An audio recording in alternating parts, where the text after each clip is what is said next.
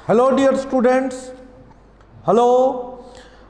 हमने अब तक इसमें असेसमेंट प्रोसीजर के चैप्टर में पढ़ा section 139(1) return of income, revise return, belated return, ये सारा कुछ अपन ने डिस्कस किया। Belated return 139(4), revise return 139(5), loss return 139 subsection 3, 139(4) थानी के चैरिटेबल ट्रस्ट वगैरह को भी रिटर्न फाइल करनी पड़ती है, 139(9) डिफेक्टिव रिटर्न की डिस्कशन अपन की। ये सारा कुछ अपन ने अभी तक इसमें डिस्कस किया। और अपन ने देखा बेस्ट जजमेंट असेसमेंट 144 क्या होता है। ऑफिसर अपने हिसाब से जो भी मैटर कलेक्ट होता है उस हिसाब से टैक्स बना के डाल देता है। ये सारा कुछ अब तक अपन ने असेसमेंट प्रोसीजर के चैप्टर में डिस्कस किया। और ऑनलाइन रिटर्न फाइल करना जरूरी है। ऑनलाइन रिटर्न किन के लिए जरूरी है? जिनकी ऑडिट हो या जिनकी टर्नओवर एक लिमिट से ज़्यादा हो, उन लोगों के लिए। और ऑनलाइन में कुछ डॉक्यूमेंट जो डिटेल जो है फॉर्म की जाती है, बाकी कोई एविडेंस नहीं जाते, ऑन डिमांड सबमिट करना पड़ता है। ये सारा हमारा जो था अब तक का टॉपिक था। अब हम इसे कंटिन्यू कर रहे हैं परमानेंट अकाउंट नंबर से। Pan permanent account number 139A, section 139A, rule 114। Permanent account number, आपको पता है कि हर चीज का एक अकाउंट नंबर, आपने आईसीआई में रजिस्टर्ड करवाया होगा तो भी आपको क्या है, एनआरओ नंबर मिला ना। जो एनआरओ नंबर वो आपकी आइडेंटिटी है। ऐसे ही आप बैंक में एक अकाउंट खुलवाएंगे तो आपको बैंक अकाउंट नंबर मिलेगा ना। कौन जानता है आप कौन हो? यूनिवर्सिटी के अंदर आप एडमिशन लोगे तो एनरोलमेंट नंबर मिलता है। वैसे ही म्युनिसिपैलिटी में रजिस्टर्ड करवाओगे तो हाउस टैक्स नंबर मिलता है। बिल्कुल इसी तरह से इनकम टैक्स में भी आपको क्या मिलता है? एक account number, that is pan, जिससे आपकी पहचान है। For filing every type of return, TDS form, अगर कोई आपका टीडीएस डिडक्ट कर रहा है, टैक्स डिडक्ट कर रहा है, जो कर रहा है उसके पास तो क्या होना चाहिए? डिडक्टर। जो डिडक्टर होता है उसके पास अपना पैन नंबर भी होता है और एक टैन नंबर भी होता है, टैक्स अकाउंट नंबर। जिसको टीडीएस काटने के लिए अथॉरिटी चाहिए तो टैन नंबर अप्लाई करो। If you want to deduct TDS of someone else, तो आपके पास टैन होना चाहिए और अपना पैन नंबर, दो चीजें। और जो डिडक्टी है, जिसका टीडीएस काटा जा रहा है, उसे अपना PAN is to be furnished, उसे अपना पैन देना है टू द डिडक्टर। डिडक्टर कह दो, पेयर कह दो, उसे पेयर को क्या देना है? Pan number. तो वो आपका पैन नंबर टैक्स जमा कहां करवाएगा? सपोज बैंक डिडक्टर है, मेरी बैंक में एफडी है 10 लाख, जिस पे इंटरेस्ट लगा 80, तो बैंक 80,000 पे टीडीएस काट रहा है, सपोज 8,000, तो बैंक यहां कौन हो गया? Bank, suppose such as bank etcetera. तो बैंक यहां डिडक्टर है, तो बैंक का एक टैन नंबर भी है, टैक्स अकाउंट नंबर। जो टीडीएस काटने के लिए ऑथराइज होंगे उनको टैन नंबर अप्लाई करना पड़ता है। इसके लिए फॉर्म चलता है, फॉर्म 49B, जिसको आप फिलअप करके सबमिट करते हैं तो टैन नंबर मिलता है। पैन के लिए फॉर्म जाता है, पैन एप्लीकेशन के लिए 49A, पैन एप्लीकेशन। अगर आपने अप्लाई करना है, ऑनलाइन अप्लाई करो या जो भी ऑथराइज सेंटर हैं वहाँ पे अप्लाई कर सकते हो। कार्वी सिक्योरिटी वाले हैं और कितने ही लोग जो यूटीआई में भी अप्लाई कर सकते हो। ऑनलाइन अप्लाई होता है तो फॉर्म नंबर 49A होता है, डिटेल भर के पैन अप्लाई हो जाता है। और अगर टैक्स ऑथराइज होना है आपने टैक्स डिडक्टर के लिए, क्योंकि कुछ लोगों के लिए टैक्स डिडक्शन की लायबिलिटी है, तो उसके लिए आपके पास होना चाहिए 49B फॉर्म भर के टैन नंबर मिलता है परमानेंट, वो लिखेगा और पैन। मुझे जो फॉर्म आएगा सबूत के तौर पे फॉर्म 16A एक सर्टिफिकेट है, सर्टिफिकेट ऑफ टीडीएस डिडक्शन। सामने वाला मुझे, जैसे बैंक मेरा टीडीएस काटेगा तो मुझे क्या देगा भर के? Form number 16A, to be provided by deductor. यहां पे जैसे कि बैंक है, बैंक टीडीएस काटेगा तो मुझे एक फॉर्म 16A देगा कि ये ले सुमित तेरा जो टीडीएस सर्टिफिकेट हमने तेरे 80,000 इंटरेस्ट में से 8,000 तेरे पैन नंबर पे इनकम टैक्स में जमा करवा दिया है। मान लो मेरा पैन नंबर ये है, ये मेरा पैन नंबर है, तो जो बैंक है मेरा टीडीएस काट के जमा कहां करवाएगा, इस पैन के अंडर डिपार्टमेंट को जमा करवाएगा। तो डिपार्टमेंट को बताएगा ये नेम है, ये पैन नंबर है बंदे का, तो मेरे अकाउंट में इनकम टैक्स में जमा हो जाएगा। और एविडेंस के तौर पे बैंक असेसी को डिडक्टी को क्या देगा, फॉर्म 16A एविडेंस के तौर पे, ये पकड़ो फॉर्म 16A, तुम्हारा जो टैक्स है हमने इनकम टैक्स को जमा करवा दिया है, ये सबूत है फॉर्म 16A मेरे घर में पड़ा है। वैसे आजकल इसकी जरूरत नहीं है, आप व्यू कर सकते हो form 26AS at income tax India e filing site पे जाके ना gov.in, तो income tax India e-filing.gov.in income tax की साइट पे at income tax India e-filing.gov.in इस साइट पे जाके आप क्या है व्यू कर सकते हो 26AS फॉर्म, जिस पे आपका सेल्फ असेसमेंट टैक्स जो आपने खुद से भरा, खुद अपने हिसाब से कंप्यूट करके भरा, वो आपका कोई टीडीएस है, कोई आपका एडवांस टैक्स डिपॉजिटेड है, कोई आपका टीसीएस है।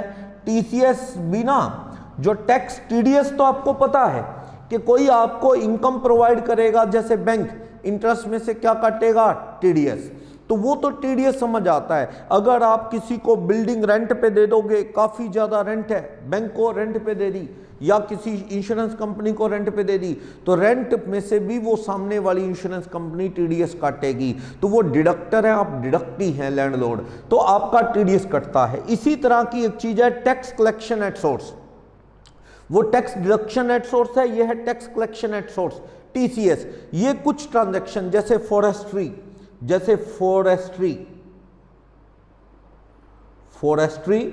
या जैसे वाइन लिकर आप सेल परचेज करते हैं, मैन्युफैक्चरर जब लिकर देगा आपको, या मोटर व्हीकल में 10 लाख से ऊपर की कार खरीदो ओवर 10 लाख, तो 1% टीसीएस उसके ऊपर लेते हैं वो। मान लो राम ने 15 लाख रुपए की या 20 लाख की कार ली, तो 20 लाख रुपया तो वो दो एजेंसी को, एजेंसी वाले कहेंगे 1% क्या दो, टैक्स कलेक्शन एट सोर्स, जैसे जीएसटी लगता है ना उस टाइप से ये टीसीएस है, ये टीडीएस नहीं है, ये कोई इनकम में से नहीं कट रहा, ये टीसीएस है। यानी 20 लाख की कार तो 20,000 रुपये का टैक्स एजेंसी वाले लेके आपके पैन नंबर पे इनकम टैक्स में जमा करवा देंगे। कल को आप रिटर्न भरोगे तो आप क्या करना, ये कहना कि 20,000 मेरा टीसीएस भी जमा है, एडजस्ट हो जाएगा। तो बड़ी प्रॉब्लम है। एक बंदा आ गया मेरे पास, कहता जी मैंने 35 लाख रुपए की कार लिया है और मेरा टीसीएस को टैक्स जमा हुआ है 35,000। मुझे किसी ने कहा है कि किसी सीए के पास जाओ, ये 35,000 रुपये तेरा टैक्स वापस आ जाएगा। चलो वो आ गया, अब हमारी ड्यूटी थे उसे रियलिटी बताना है। मैंने कहा वो तो ठीक है तेरा टीसीएस आ जाएगा, but you have to file your income tax return, तुझे अपनी इनकम टैक्स रिटर्न भरनी पड़ेगी तो ही आएगा, यूं ही वापस आना होता तो फिर काटने की जरूरत क्या है। ये रूल क्यों बना टीसीएस का कि महंगी कारें ले रहे हैं आप 10 लाख से ऊपर की, तो डिपार्टमेंट की नॉलेज में तो आए किस किस ने महंगी कारें ली। जब टीसीएस जमा होगा तो वो एडजस्ट करने के लिए रिटर्ने भरेंगे कल को, तो डिपार्टमेंट की नॉलेज में आएगा कि गाड़ियां पूछो इनसे सोर्स क्या है। तो मैंने उस बंदे को कहा कि भाई साहब आप अपना सोर्स तो बना लो, इनकम टैक्स रिटर्न भरनी है आपकी, कभी आज तक भरी नहीं आपकी, कोई खेती नहीं कुछ नहीं, छोटा मोटा बिजनेस दिखाएंगे तो 35 लाख रुपए की कार कहां से आई ये कैसे बताएंगे। मैंने कहा ये सारे सोर्स तैयार कर लो, रिटर्न भरनी है। तो वो डर गया जब रिटर्न भरनी है कि सोर्स बताने पड़ेंगे, कहता जी इसके बिना नहीं आ सकता। मैंने कहा ना रिटर्न भरो, वही बात होगी ना। वो जब उसे लगा पता कि भाई इनकम टैक्स को डिटेल देनी पड़ेगी सारी, 35 लाख कहां से आया, इनकम सोर्स, टैक्स भरते नहीं, 2.5 लाख इनकम नहीं, 35 लाख की कार ले रहे हो तुम, इनकम टैक्स पूछेगा आया कहां से। या तो जमींदार हो, जमीनें हो, एग्रीकल्चर इनकम माफ है, अगला कहता है लाखों की इनकम है तो नहीं है मेरे पे टैक्स, तो ठीक है जस्टिफाई हो जाएगा। तेरा तो कोई जमीन नहीं कुछ नहीं, तू कैसे प्रूव करेगा, रिटर्न तूने भरी नहीं, तो इस तरह के केसेस में इनकम टैक्स ऐसे लोगों को नोटिस भी काटता है कि आपके सोर्स बताओ, क्योंकि टीसीएस कटने के बाद इनकम टैक्स के पास इंफॉर्मेशन आ जाती है कि इस बंदे का टीसीएस जमा हुआ 35,000, मतलब 35 लाख की गाड़ी खरीदी, बता भैया आके कैसे ये गाड़ी कहां से आई, इस तरह से। तो रिटर्न भरोगे तो भी इनकम टैक्स चेकिंग करता है।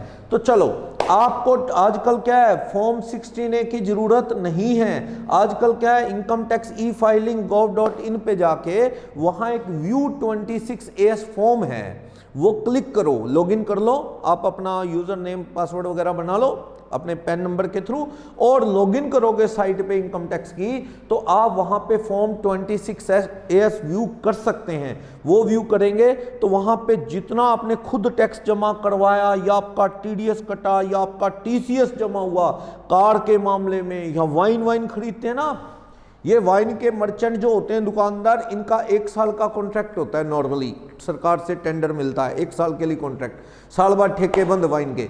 तो ये लोग कमा के गायब हो जाते हैं, इनको सरकार कहाँ ढूंढे कि भाई तुमने टैक्स नहीं भरा। इसलिए वाइन मैन्युफैक्चरर कंपनी पे ड्यूटी है कि अगर आप किसी भी दुकानदार को, मर्चेंट को, ट्रेडर को वाइन दोगे तो 1% टीसीएस लो। मान लो दिल्ली में आप, या आप जयपुर में हैं, जयपुर के व्यापारी हैं, आपने किंगफिशर या किसी और की वाइन खरीदी 2 करोड़, तो 2 करोड़ का 1% 2 लाख टीसीएस भी देना पड़ेगा। वो सामने वाला आपसे 2 करोड़ नहीं लेगा, 2 करोड़ प्लस 2 लाख टीसीएस लेगा वो कंपनी मैन्युफैक्चरर वाइन का, और वो 2 लाख आपके पैन नंबर पे कहां जमा करवा देगा, इनकम टैक्स ऑफिस के अंदर जमा करवा देगा। तो कल को आप रिटर्न भरोगे तो एडजस्ट कर लेना, क्या इनकम क्या टैक्स, इतना टीसीएस कटा है। एडजस्ट तो बिल्कुल टीडीएस की तरह होगा जैसे टीडीएस होता है। तो टीसीएस क्यों चलाया, ताकि कुछ इनकम जो है डिपार्टमेंट की नॉलेज में रहे, कौन क्या ट्रेडिंग कर रहा है, क्या खरीद रहा है, क्या बेच रहा है, इसलिए। तो इस पे टीडीएस टीसीएस के टॉपिक में डिटेल में आप पढ़ेंगे, तो आप वहां से भी देख सकते हो, आपको फॉर्म 16A की जरूरत नहीं है। तो मैं तो बता रहा हूं, टीडीएस जो काटते हैं या जो जिनका डिडक्ट होता है, जो काटता है वो डिडक्टी का पैन नंबर भरेगा तो ही तो कल को उसको डिटेक्ट कर पाएगा वो कि हाँ मेरा टीडीएस कटा है, तो ही उसके अकाउंट में जमा होगा। बहुत बार ऐसा होता है कि डिडक्टर जल्दबाजी में टीडीएस काटते वक्त पैन नंबर गलत लिख देता है, इसका गलत होने पे तो कल को ये रिटर्न भरता तो उसमें शो ही नहीं होता कि इसका टीडीएस आया हुआ है। कोई ये जाके लड़ाई करता है डिडक्टर के पास कि तूने मेरा टीडीएस काटा और दिखता ही नहीं, मेरे 26AS फॉर्म में भी नहीं दिख रहा। तो फिर इसको अपनी टीडीएस की रिटर्न भरनी होती है। एक फॉर्म आते हैं 24, 24Q, 26Q, 27Q, चलो बात करेंगे टीडीएस के चैप्टर में। तो ये टीडीएस की रिटर्न में डिटेल बना के भेजता है 3-3 महीने बाद कि इस 3 महीने में किस किस का टीडीएस काटा, उसका पैन नंबर क्या है। तो गलत चला गया तो उस रिटर्न को रिवाइज करेगा, सही पैन नंबर डालेगा, डिपार्टमेंट के पास इंफॉर्मेशन जाएगी, फिर जाके इसके अकाउंट में 26AS में व्यू करेगा तो दिखेगा कि हाँ तेरा टीडीएस कटा है, जमा हुआ है।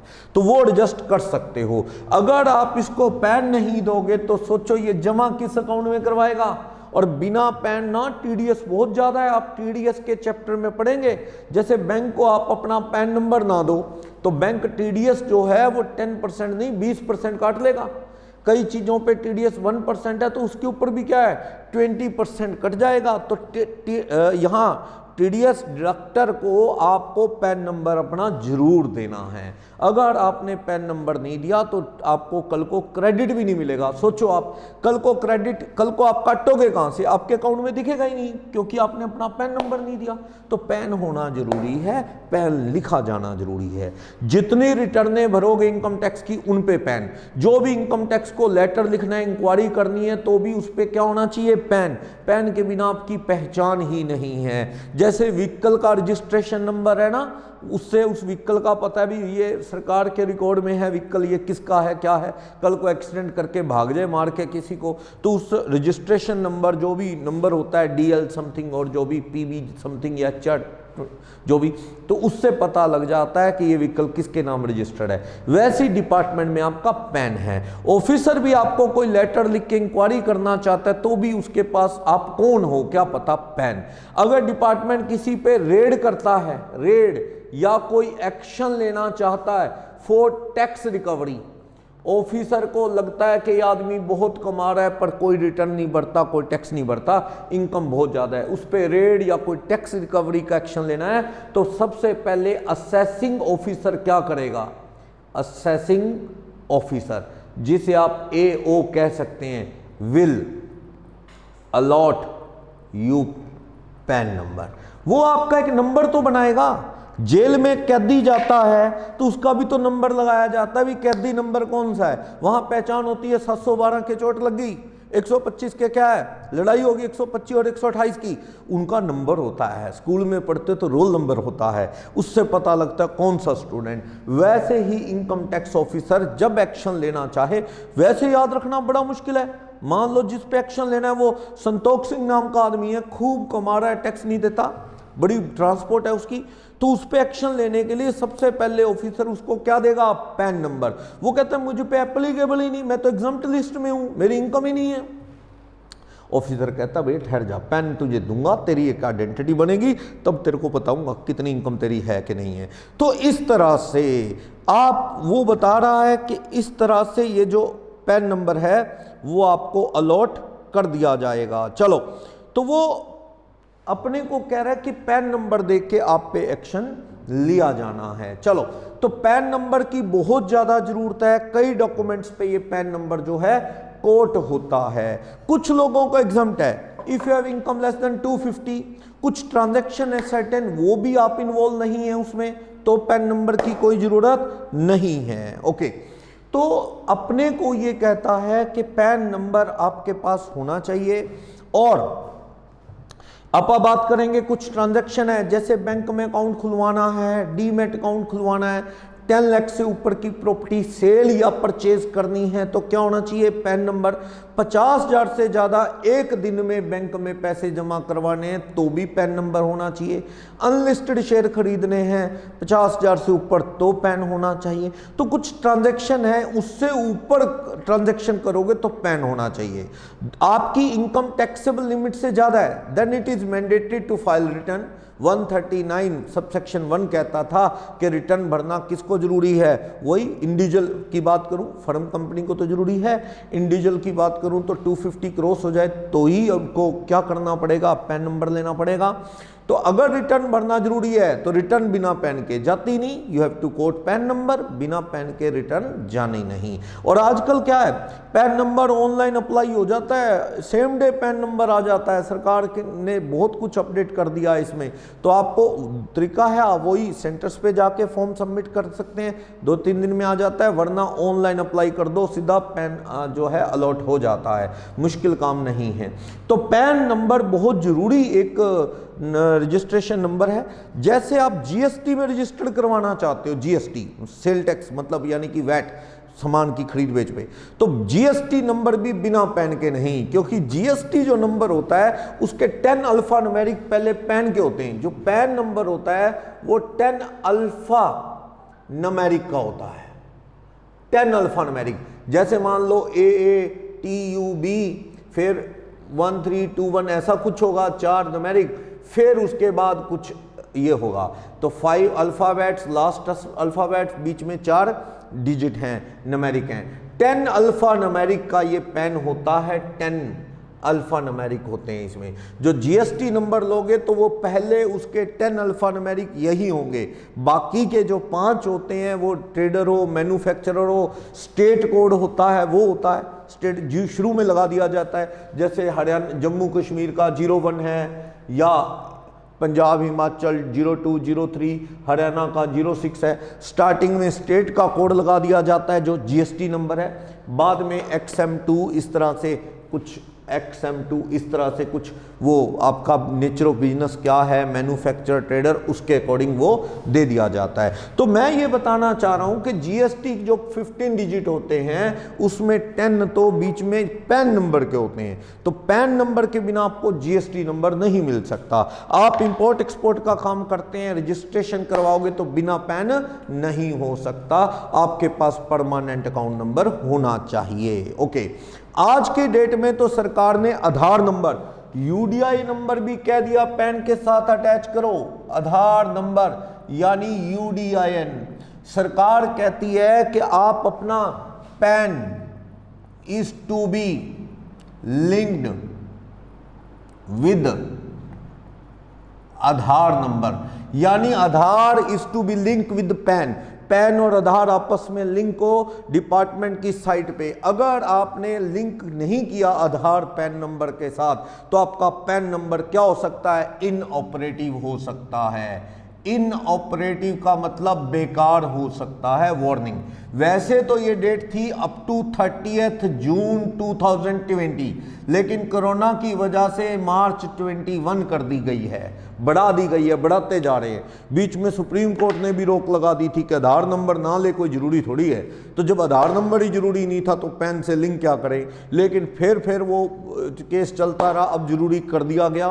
तो अब लास्ट डेट थी जून 20 तक, आपको 30 जून तक आधार और लिंक करना था पैन उसके साथ, ताकि पैन साइड पे जाके इंफॉर्मेशन फीड करो, आधार नंबर फीड करो, वो जो नंबर आपका फ़ोन नंबर दिया हुआ है आधार रजिस्ट्रेशन के वक्त उस पे OTP आता है, वो फीड करो तो आधार लिंक हो जाना है पैन से, कोई दिक्कत नहीं। जब आधार पैन से लिंक हो गया तो कोई भी आदमी कहीं पे आधार नंबर लिख दे पैन की बजाय, एक ही बात है, दोनों लिंक ही हैं। जब आप वो आपस में दोनों आपस में इंटरेक्ट कर रहे हैं तो आधार भरोगे तो पैन नंबर भी पता लग जाएगा, पैन भरोगे तो आधार नंबर पता लग जाएगा। तो ये सरकार ने मैंडेटरी कर दिया है, आधार और पैन लिंक होने चाहिए। लेकिन क्योंकि ये डेट एक्सटेंड होती जा रही है तो लोग नहीं कर रहे। वैसे तो आप रिटर्न भरेंगे तो उस पर आधार नंबर भी मांगेगा कि आपका आधार नंबर दो, तो वो आधार नंबर देना है आपने, ठीक है। बाकी नहीं भी देंगे चलेगा, क्योंकि अभी क्या है, धीरे धीरे लिंक करने की एक्सटेंशन आती जा रही है। चलो, जब आप लास्ट क्लास में बात कर रहे थे कि आपको रिटर्न पे साइन डिजिटल करने हैं DSC लगा के, रिटर्न पे साइन कैसे कर सकते हो आप, return sign on return, income tax return, या तो DSC लगा लो, या फिर क्या था उसमें ई-वेरिफिकेशन। ये ई-वेरिफिकेशन किसके थ्रू होती है, थ्रू आधार। आप अपना आधार नंबर लिखो ई-वेरिफिकेशन में, फिर वो जो आपका फोन नंबर रजिस्टर्ड है आधार लेते वक्त उस पे OTP आएगा, OTP भरो तो वेरीफाई हो जाएगा। नहीं तो वो कई जगह होता है ना, वो आप अपना वो बायोमेट्रिक स्कैनर होता है, अपना अंगूठा रखो, वो स्कैनर स्कैन कर लेता है। उससे भी क्या है, जैसे आप सिम लेते हो तो वो आधार के थ्रू अपना रखते ही अंगूठा वो वेरिफिकेशन नहीं कर लेता बायोमेट्रिक, वो भी है। वरना फ़ोन नंबर पे क्या आ जाता है आपके OTP, उससे भी हो सकता है। नहीं तो आप ITR 5 के थ्रू किया करते थे। तो मैं कह रहा हूँ आधार से ई-वेरिफिकेशन भी हो सकता है। अभी एक्सटेंड हो रहा है लिंकिंग, पर जल्दी ही क्या ये मतलब हो जाएगा कि आधार पैन के साथ होना जरूरी है लिंक। फिर आप पैन लिखो चाहे आधार, कहीं भी चल जाएगा। अगर किसी के पास पैन नंबर नहीं है तो सरकार ने कुछ लोगों को अलाउ कर रखा है कि till the application of pan वो लोग आधार नंबर भी दे देंगे तो वो भी चल जाएगा, क्योंकि आधार से भी बंदे की आइडेंटिटी कंफर्म ही रहती है। चलो, तो पैन नंबर एक आदमी को एक, दूसरा पैन करना अप्लाई फ्रॉड है। राशन कार्ड एक, पासपोर्ट एक, जो वोटर कार्ड एक, अगर 2 हो गए तो ये समझो फ्रॉड है। तो पैन भी आपको एक लेना है। कभी कभी कंपनीज के इशू आता है या गवर्नमेंट सिक्योरिटीज का, यू कैन अप्लाई, आप अप्लाई कर सकते हो। इशू आता है शेयर्स का सब्सक्राइब, तो वो कहते हैं एक पैन पे एक एप्लीकेशन। तो आपके पैन कई सारे हुए तो कई अप्लाई कर दोगे आप। जैसे मान लो DDA पुड्डा हुड्डा के प्लॉट हैं, वो कहते हैं एक पैन पे एक एप्लीकेशन आएगी, तो आपके पास पैन एक ही है, you can apply for 1 plot only. तो अगर पैन कई होंगे तो कई एप्लीकेशन दे दोगे, नॉट अलाउड, फ्रॉड है। एक आदमी एक पैन होता है, और ये पैन अल्फा न्यूमेरिक होता है, 10 अल्फा न्यूमेरिक होते हैं। पैन नंबर जब अप्लाई करोगे ना तो वो कुछ इस तरह का आएगा। जब आप अप्लाई करोगे 5 अल्फाबेट 4 न्यूमेरिक, फिर क्या आएगा ये इस तरह से, तो ये आता है अल्फा न्यूमेरिक। तो चलो, तो ये जो पैन नंबर है ये काफ़ी ज़रूरी है, आधार से लिंक कर दिया गया है। किन को ज़रूरी है, जिनकी इनकम टैक्स रिटर्न फाइल करना ज़रूरी है, यानी who have income over 250, 3 lakh और 5 लाख। लेकिन इससे कम है, अगर आपकी इनकम इस लिमिट से कम है, पर आपकी दुकान की सेल या फीस 5 लाख से ज़्यादा है, अब डॉक्टर है, फी आपकी 5 लाख से ज़्यादा आ गई है, 6 लाख आ गई 7, तो you must apply for pan, pan होना चाहिए।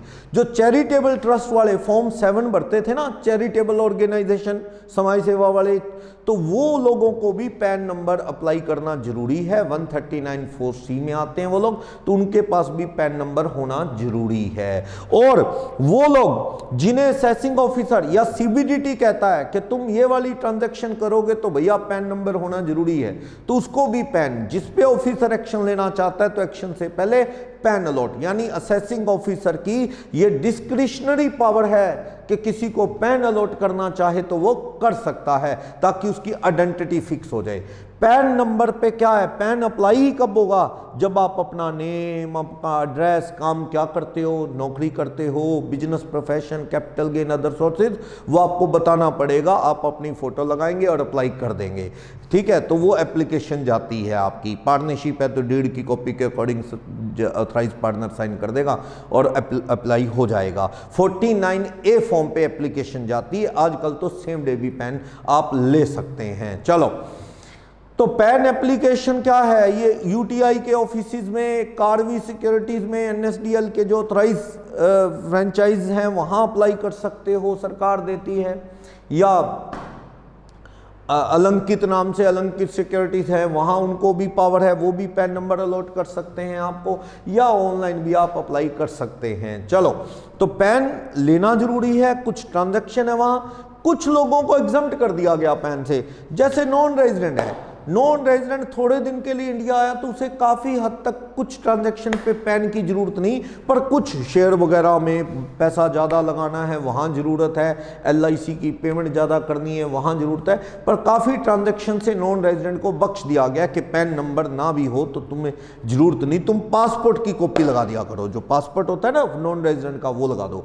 एग्रीकल्चरिस्ट है, कहते हैं यार मेरी तो सिर्फ ही सिर्फ एग्रीकल्चर इनकम है, नथिंग एल्स, कोई और इनकम ही नहीं, और ये इनकम मेरी टोटली एग्जम्प्ट, तो a person who have totally exempt income from income tax, उसे पैन नंबर लेना जरूरी नहीं है। उसको तो बैंक में भी ज्यादा पैसे जमा करवा रहा है तो एक डिक्लेरेशन देनी है कि सर मेरे पास पैन नंबर की जरूरत नहीं है, मेरे को एग्जम्प्ट है। उसके लिए ना एक फॉर्म आता है, form 60 is to be submitted. आप बैंक में अपना फॉर्म 60 भर के साइन करके डिक्लेरेशन दे दो कि मेरे को पैन से एग्जम्पशन है।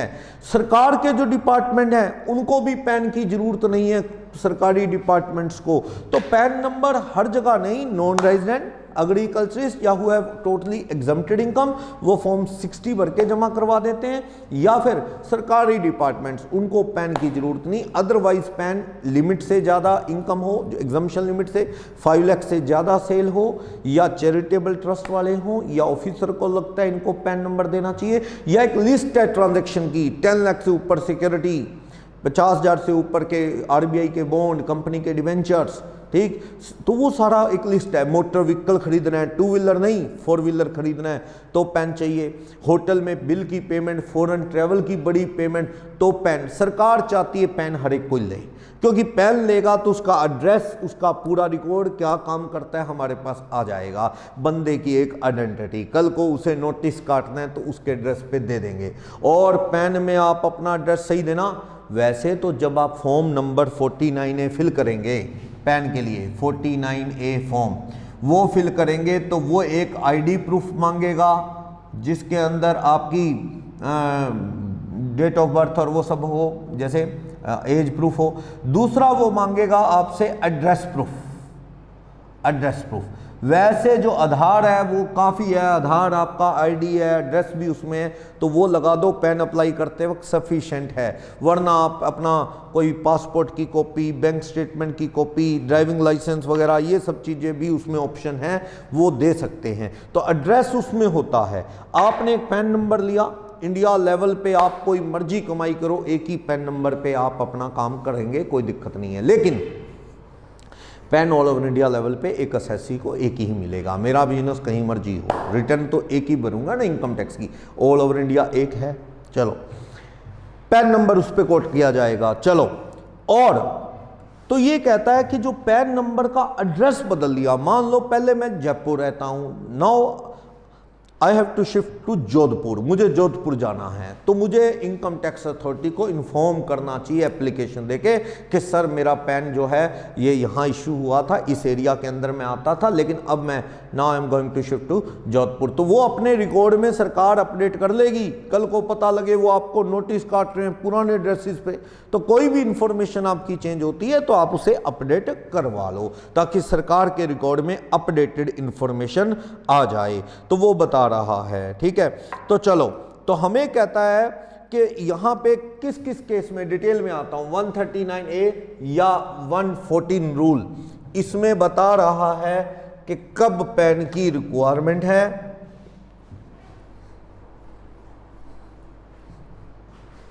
देखते हैं, परमानेंट अकाउंट नंबर,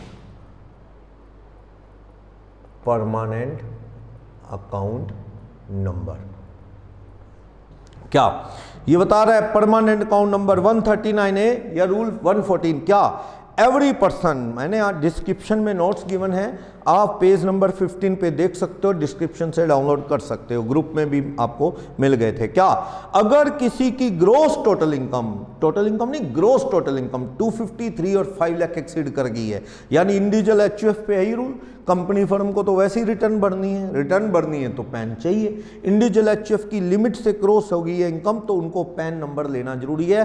कब तक अप्लाई कर दो, 31 मई ऑफ असेसमेंट ईयर। अगर 2019-20 की जनरली अगर बात करूं, आपकी इनकम राम है 40 ईयर का, उसकी इनकम 275 है GTI, now he is liable to file income tax return.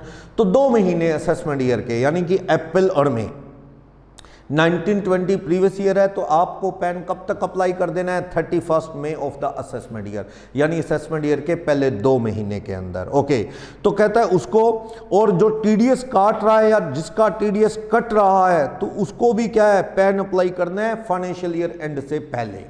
आपका टीडीएस कटना है या आपने किसी का टीडीएस काटना है, तो 1920 में टीडीएस काटना है या कटना है, तो मार्च 20 से पहले पैन अप्लाई कर दो, ठीक।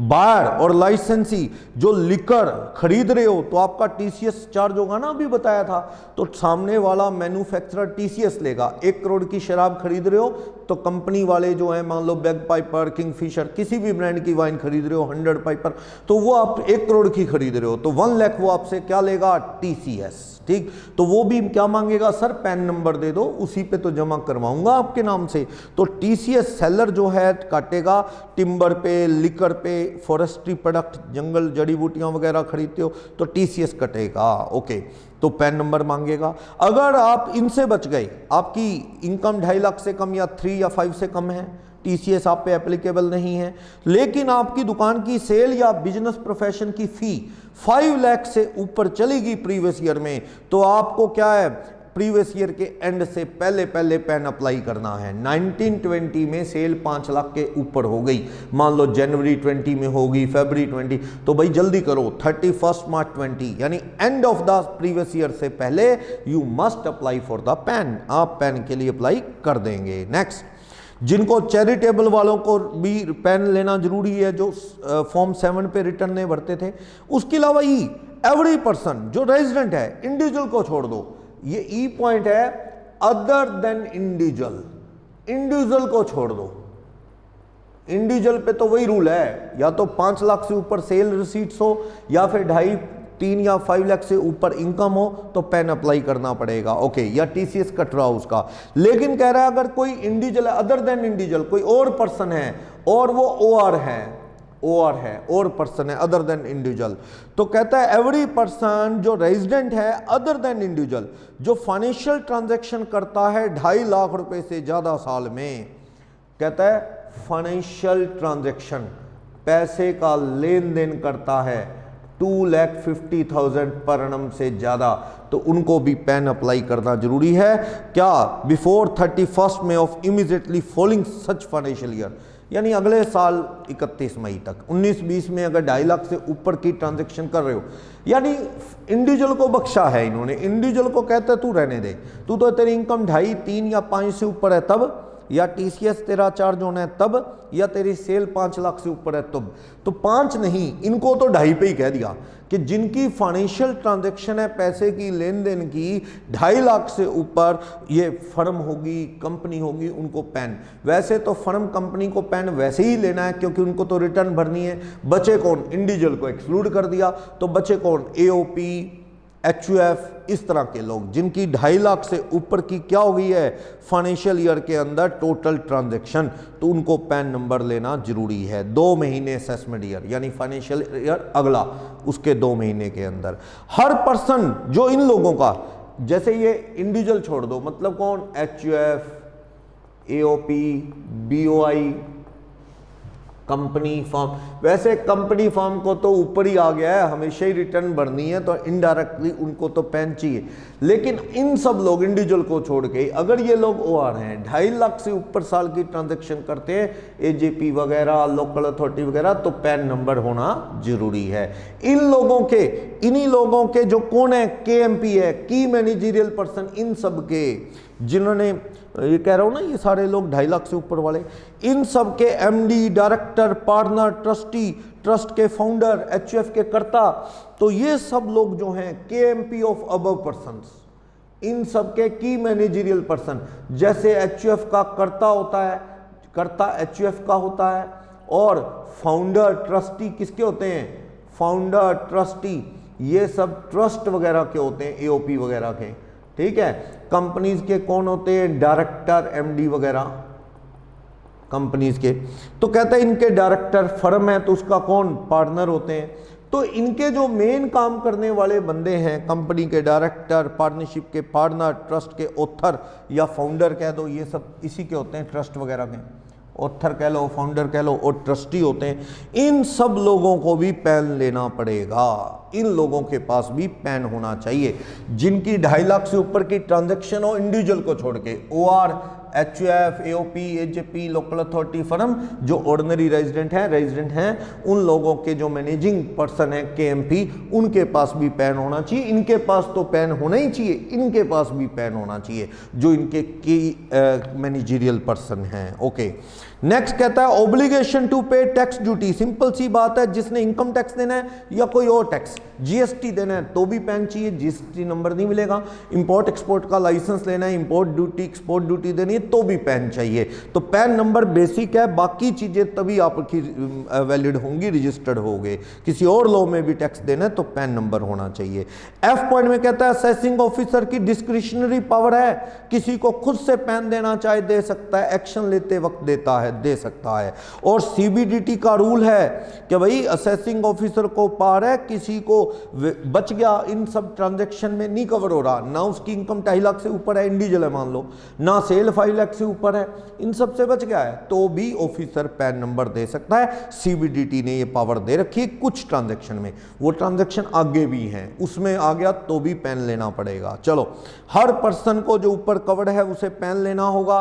पैन वहां भी चाहिए, जैसे आप कह रहे हो सर मेरा टीडीएस ना काटो, कोई बंदा कह रहा है सर मेरा टीडीएस ना काटो, आई हैव इनकम लेस देन 250, तो टीडीएस काट रहे हैं बैंक वाले। मान लो आपका इंटरेस्ट बनता है 90,000 बैंक में, बैंक वाले कहते हैं भाई साहब 9,000 टीडीएस काटेंगे, तो आप रिक्वेस्ट करते हो please sir TDS is not to be deducted because I have income less than 250, sir मेरे पे टीडीएस काटोगे, मैं रिटर्न भरूंगा, फिर रिफंड लूंगा, please TDS is not to be deducted, ना काटो। तो वो कह रहे हैं कि हमें क्या पता कल को तेरा टीडीएस बनता हो, तो एक फॉर्म भरा जाता है 15G या 15H। 15G भरते हो सीनियर सिटीजन, 15H वो भरते हैं ना, भी मेरा टीडीएस ना काटा जाए। टीडीएस के सर्टिफिकेट हैं 16A, इस तरह उन सब पे भी डॉक्यूमेंट्स में भी पैन लिखा जाना है। 15G 15GH फाइल ही नहीं कर सकते बिना पैन, तो पैन साथ में लिखा जाता है तो 15GH जमा होता है, वरना बैंक टीडीएस काट लेगा। और पैन ना दिया तो बैंक कितना टीडीएस काटेगा? 10 भी नहीं 20। और खास बात उस टीडीएस का आपको रिफंड भी नहीं मिलेगा, कोई एडजस्टमेंट भी नहीं, क्योंकि आपके अकाउंट में कहाँ जमा हुआ पता ही नहीं, क्योंकि बिना पैन के जमा कहाँ हुआ, गया वो सरकार के अकाउंट में। कल को ये प्रूव करना मुश्किल है कि मेरा टीडीएस कटा है। चलो, कह रहा है इनकम टैक्स ऑफिसर जो है को इन्फॉर्म करो, कोई एड्रेस चेंज है, कोई आपकी कंपनी में कोई नेम चेंज हुआ है या बिजनेस चेंज हुआ है कोई, या मान लो पैन नंबर था, पहले आप हाउस प्रॉपर्टी की इनकम कमाते थे, आपने वो बता दी हाउस प्रॉपर्टी, पैन नंबर मिल गया, बाद में आपका काम बिजनेस प्रोफेशन शुरू हो गया, हाउस प्रॉपर्टी बेच बचा दी, तो आप भैया अपनी इंफॉर्मेशन अपडेट कर दो, ऑफिसर को बता दो कि मैं बिजनेस मैन बन गया हूं। तो कोई भी इंफॉर्मेशन चेंज है, एड्रेस चेंज है, तो ऑफिसर को इन्फॉर्म कर दो जिस जुरिस्डिक्शन में आप आते हो। जुरिस्डिक्शन होती है पैन अप्लाई करते वक्त कि आप जयपुर में हो तो जयपुर ऑफिस के अंडर आप कवर हो गए। ऐसे पैन एक आदमी को एक मिलता है, 10 अल्फा न्यूमेरिक होता है। ये होगी बात। किसको पैन चाहिए? जिसकी इनकम 253.5 से ज़्यादा है इंडिविजुअल। कंपनी फर्म को तो रिटर्न वैसे ही भरना है, तो उनको पैन चाहिए। या 2.5, 3, 5 से ज़्यादा नहीं, पर सेल 5 लाख से ऊपर होगी तो पैन चाहिए। या ये लोग इंडिविजुअल को छोड़ के जो रेजिडेंट हैं, HUF, AOP, BOI, company firm, AJP, local authority, इनकी फाइनेंशियल ट्रांजैक्शन, पैसा बैंक में जमा करा रहे हैं, ले रहे हैं, लोन दे रहे हैं, 2.5 लाख से ऊपर की टोटल ट्रांजैक्शन होगी तो इनको भी पैन चाहिए।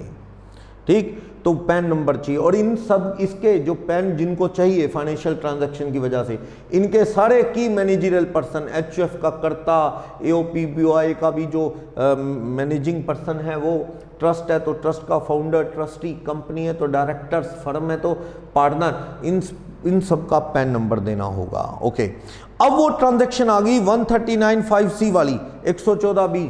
वो ट्रांजैक्शन क्या कहता है? सेक्शन 139(5) क्लॉज C या रूल 114(b). ये तो था 114 रूल। किसको पैन चाहिए? पैन किसके लिए मैंडेटरी है? Section 139A। अब ये सेक्शन 139(5)(c) आ गया, या रूल 114 की जगह 1B। तो कहता है specified transactions for which, transaction for which pan is mandatorily required. इसके लिए पैन आपको चाहिए ही चाहिए, हर हाल में मैंडेटरी है, पैन आपको चाहिए होगा। आप इनसे बच गए, आप ना 2.5, 3, 5 की सेल है, ना आपकी क्या 5 लाख से ऊपर की सेल है, ना इनकम, ये लोग हैं तो इनकी 2.5 लाख से ऊपर की ट्रांजैक्शन नहीं है, लेकिन आप इसमें फंस सकते हो। वहां से बच गए तो ये भी है, या तो वहीं फंस गए फिर तो पैन ले ही लिया, बात खत्म। वहां बच गए तो यहाँ लिस्ट है बहुत बड़ी कि भैया इनमें से किसी ट्रांजैक्शन में इन्वॉल्व होगी ना, एक में भी, तो आपको पैन लेना ही पड़ेगा। तो यानी आज के टाइम में बात करूं, पैन दे के छोड़ेगा डिपार्टमेंट आपको। तो क्या ट्रांजैक्शन है? पहली ट्रांजैक्शन है 10 लाख से ऊपर की जमीन जायदाद खरीदी या बेची। स्टैंप ड्यूटी वैल्यू से आइडिया लगा लो। अगर उसकी स्टैंप ड्यूटी वैल्यू 12 लाख है, एक राम नाम का आदमी है, ना उसकी से इनकम 2.5 लाख से ऊपर है, 40 साल का है मान लो, 2.5 लाख से ऊपर, ना उसकी दुकान की सेल 5 लाख से ज़्यादा है, ऊपर की कैटेगरी में बच गया है, ना ऑफिसर ने कोई एक्शन लिया उस पर कि पैन अलॉट किया है, फिर भी अब फंस सकता है वो। क्या राम ने 10 लाख से ऊपर की कोई साल में जमीन जायदाद खरीदी बेची, स्टैम्प वैल्यू 10 से ऊपर, वो कहता है हाँ 12 लाख की प्रॉपर्टी खरीदना चाहता है, तो भैया पैन अप्लाई कर ले। उसके बिना प्रॉपर्टी खरीदी ना 10,000 पेनल्टी है। किसी आदमी के पास पैन की रिक्वायरमेंट थी पर उसने पैन नहीं लिया, जैसे ये प्रॉपर्टी खरीद रहा है पैन नंबर के बिना 10 लाख से ऊपर की, तो 10,000 रुपये पेनल्टी लग सकती है। तो बता रहा है सेल परचेज प्रॉपर्टी की कर रहे हो 10 लाख से ऊपर तो पैन नंबर होना जरूरी है। मोटर व्हीकल खरीद रहे हो, 2 व्हीलर नहीं 4 व्हीलर, वो हैंडीकैप्ड वाले स्कूटर के साथ 2 टायर लगने से वो भी 4 व्हीलर नहीं होता, वो 2 व्हीलर ही रहता है। तो 2 व्हीलर छोड़ दो, मोटर व्हीकल में 4 व्हीलर है, 10 लाख से ऊपर की जमीन जायदाद, इमोल प्रॉपर्टी या 4 व्हीलर, सही है। कार ले रहे हो आप, पैन नंबर है नहीं आपके पास, थोड़ा दिक्कत होती है कि भैया कार ले रहा है, अच्छी इनकम वाला आदमी है, तो पैन नंबर दो, इसे को पैन नंबर ले। जब कार खरीदोगे तो सामने एजेंसी वाले कहेंगे भाई साहब आपका पैन नंबर दो, ना देने पे कल को आप पे 10,000 पेनल्टी इनकम टैक्स लगा सकता है। लेकिन एग्रीकल्चरिस्ट ट्रैक्टर खरीद रहे तो उनको माफ़ है, हम पढ़ेंगे, ठीक है। और मोटर व्हीकल फॉरनर आ रहा है थोड़े दिन के लिए खरीद लेता है तो उसको भी माफ़, मतलब मोटर व्हीकल वगैरह में माफ़ है। चलो, कह रहा है बैंक के अंदर किसी भी डेबिट क्रेडिट कार्ड को ले रहे हैं, बैंक में, कोऑपरेटिव सोसाइटी में, तो आपको क्या है डेबिट क्रेडिट कार्ड लेना है तो पैन नंबर एप्लीकेशन के साथ देना होगा। यानी कि आप आजकल आप कहोगे जी डेबिट क्रेडिट कार्ड तो हर एक कोई रखता है, तो बस फिर पैन नंबर होएगा उनके पास। बिना उसके अप्लाई करना, सिम ले रहे हो ना आप फ़ोन का, उसमें भी ऑप्शन होता है पैन का, पर चलो यहाँ मैंडेटरी में नहीं है। तो ये क्या कहता है, कहता है कि अगर आप किसी बैंक में डेबिट क्रेडिट कार्ड अप्लाई कर रहे हैं तो पैन होना चाहिए। डी पॉइंट, एफडी करवा रहे हो अगर आप बैंक में, पोस्ट ऑफिस में, कोऑपरेटिव सोसाइटी में, निधि या म्यूचुअल फंड कंपनी में, या NBFC non banking financial corporation, ये फिनकॉर्प, मदूत फिनकॉर्प है, या और बड़े लोग बाजार में। तो चलो, time deposit with banks, FD bank में, कोऑपरेटिव बैंक में, पोस्ट ऑफिस में, निधि या म्यूचुअल फंड कंपनी में, या एनबीएफसी में, किसी में भी एफडी करवाओ 50,000 रुपये से ज़्यादा की। जैसे मान लो आपने एफडी करवाई 55,000 की, तो पैन रिक्वायर्ड है, पैन रिक्वायर्ड है। मान लो आपकी एफडी क्या छोटी छोटी 40 की करवाई, फिर एक और एफडी करवाई 45 की, फिर करवाई 30 और करवा रहे हो मान लो 29 की, ऐसे इनका अग्रीगेट अमाउंट 5 लाख से ज़्यादा हो गया साल में, तो भी पैन नंबर चाहिए। क्लियर? या तो अकेली एफडी 50 से ज़्यादा की है तो पैन नंबर भरो, एफडी करवाते वक्त फॉर्म भरोगे ना रिसीट, उसमें पैन। आपको जी हम तो एफडी करवाते हैं बार बार बैंक पैन नंबर लेता नहीं, ऐसा है आपके अकाउंट से पैसे काटता है बैंक एफडी के। अगर आपके अकाउंट में ऑलरेडी पैन नंबर दिया हुआ है तो बस फिर वो दोबारा बैंक नहीं मांगेगा बार बार। वैसे तो बैंकों में सबको कह दिया गया था डिमोनेटाइजेशन के वक्त ही कि भैया बैंक अकाउंट खुलवाना है तो पैन नंबर लगेगा, सबको कह दिया जिनके अकाउंट है तो पैन नंबर दो, तो वो जरूरी हो गया लगभग। तो बैंक में एफडी करवाओ, 50 से ऊपर की एफडी करवाओगे तो पैन चाहिए, 50 से नीचे की छोटी छोटी एफडी अगर टोटल एग्रीगेट 5 लाख से ज़्यादा हो गया तब भी पैन नंबर आपके पास होना चाहिए। माइनर के नाम एफडी है तो पैन किसका दे दो, उसके पेरेंट्स का। माइनर तो उसके नाम रिटर्न नहीं भरी जाती, हाँ अप्लाई कर सकता है लेकिन उसकी रिटर्न पे साइन उसकी तरफ से उसका गार्डियन करता है। तो माइनर के केस में बेटर है पैन किसका दे दिया जाए, फैमिली मेंबर्स का। ओके, पेमेंट कर रहे हो, ड्राफ्ट बनवा रहे हो या पे ऑर्डर, लोकल के लिए पेमेंट देनी है तो पे ऑर्डर बोल दें, बाहर पैसा भेजना है तो बैंक ड्राफ्ट। तो बैंक ड्राफ्ट कह लो, पे ऑर्डर कह लो, बैंकर चेक कर लो। 50,000 से ऊपर एक दिन में बनवाना है, ड्राफ्ट चलता है ज़्यादातर, ड्राफ्ट या पे ऑर्डर। लोकल में पेमेंट है तो पे ऑर्डर, बाहर है तो ड्राफ्ट। अगर 50,000 से ऊपर इन अ डे, एक दिन में 50,000 से ज़्यादा का बैंक ड्राफ्ट बनाना है तो पैन नंबर के बिना नहीं बनेगा, तो पैन नंबर होना चाहिए। ओके, फिर ये कह रहा है डिपॉजिट करवाओ 50,000 से ज़्यादा। कभी आपने भी बैंक में जमा करवा के देखो, अगर पैन नंबर नहीं दिया हुआ तो बैंक जमा ही नहीं करेगा। आपको बैंक वाला ऑफिसर कहेगा भी थोड़े कम कर ले पैसे, 50 से कम। 50 से ज़्यादा इन अ डे टोटल बैंक में जमा करवाने हैं तो आपको पैन नंबर देना होगा। तो ये कह रहा है डिपॉजिट इन कैश 50,000 और more in a day with bank, banking company या कोऑपरेटिव बैंक, तो आपको पैन नंबर देना होगा। बैंक में नया अकाउंट खुलवाना है, सेविंग और एफडी में नहीं, सेविंग अकाउंट खुल जाएगा। जैसे ये लोगों के सरकार ने ये जन धन में खाते खोल दिए तो पैन नंबर के बिना ही खोल दिए, ये सेविंग अकाउंट है, सेविंग अकाउंट बिना पैन खुल जाएगा। एफडी का रूल अलग है, वो बता चुका हूं। एफडी का रूल 50 से ऊपर की एफडी तो पैन चाहिए, या छोटी छोटी एफडी का टोटल 5 लाख से ऊपर है तो पैन चाहिए, वरना नहीं। एफडी में ये अलग रूल है, सेविंग अकाउंट में कंपल्शन नहीं है। बाकी कोई आरडी अकाउंट वगैरह खुलवाओ, डीमैट अकाउंट खुलवाओ तो पैन नंबर मैंडेटरी है। नया अकाउंट खुलवाना है कोई तो पैन नंबर आपको देना पड़ेगा। और कह रहा है कोई आरबीआई के कोई प्रीपेड इंस्ट्रूमेंट्स है, वही बॉन्ड टाइप प्रीपेड इंस्ट्रूमेंट हैं, अगर उनमें आपने पेमेंट देनी है उनकी किसी बैंक या कंपनी के प्रीपेड इंस्ट्रूमेंट्स की, तो भी पैन चाहिए। डीमैट अकाउंट खुलवाना है तो भी पैन नंबर चाहिए। और शेयर्स छोड़ दो, और कोई सिक्योरिटीज़ जैसे कि बॉन्ड वगैरह होते हैं, कोई और सिक्योरिटीज़ हैं जो कंपनी 1956 SCR एक्ट में कवर्ड हैं, वो transaction, security contract regulation act 1956। तो कह रहा है कि शेयर्स को छोड़ के कोई और तरह की सिक्योरिटीज़ हैं लाख रुपए से ऊपर जो 2H सेक्शन 2 SCR एक्ट में कवर है, तो वो सिक्योरिटीज़ में लाख से ऊपर लगाना है। जैसे पब्लिक डिपॉजिट में लगाना है आपने लाख से ऊपर किसी कंपनी के, तो आपको क्या चाहिए, पैन नंबर देना होगा। अनलिस्टेड कंपनी के 1 लाख से ऊपर के ट्रांजैक्शन एक बार में करना है, यानी कि 70-60 खरीदो कोई नहीं, 1 लाख से ऊपर अनलिस्टेड कंपनी के शेयर खरीदने एक बार में तो पैन नंबर देना होगा।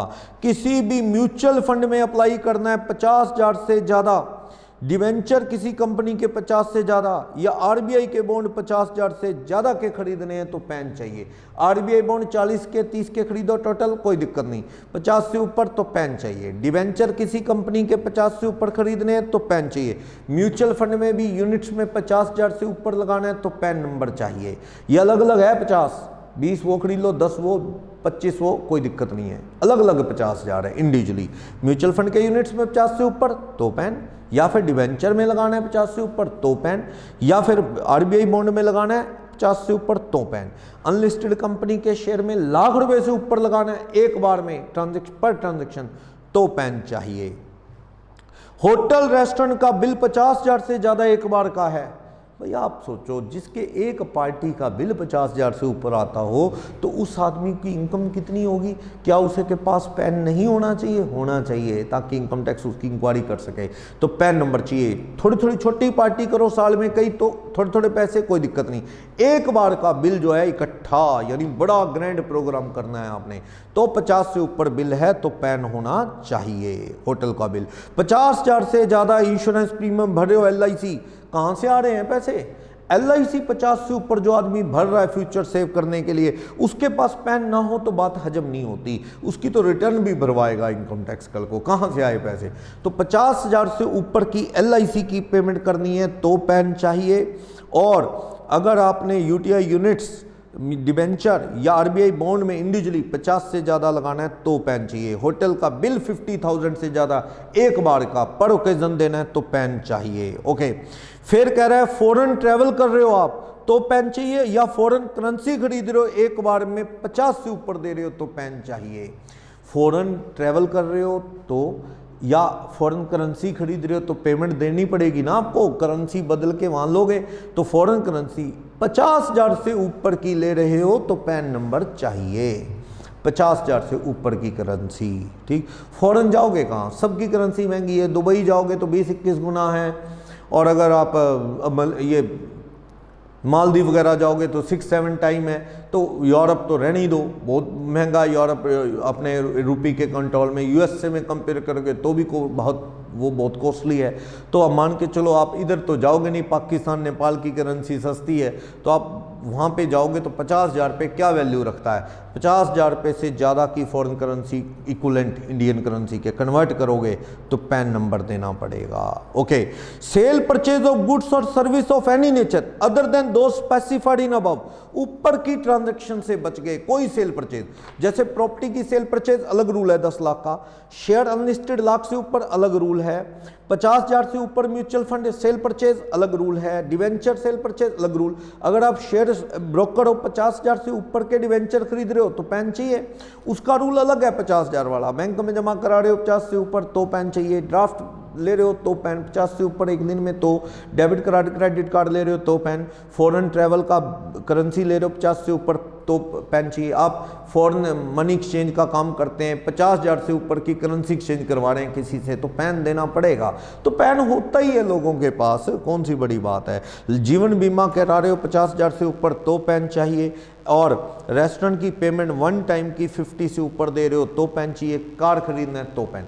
अब इन सब से बच गए आप, इन सब से बच गए मान लो, लगता नहीं है कोई बचेगा। डेबिट क्रेडिट कार्ड रख रहे हैं तो पैन, कार लेनी है तो पैन, शेयर थोड़े बहुत खरीदने हैं तो पैन, LIC की पेमेंट 50 से ऊपर तो पैन, होटल कभी कभार पार्टी करनी पड़ेगी तो पैन। बचोगे कहाँ, मान के चलो 10 लाख से ऊपर की प्रॉपर्टी लेन देन कर ली तो पैन, चलो छोड़ो।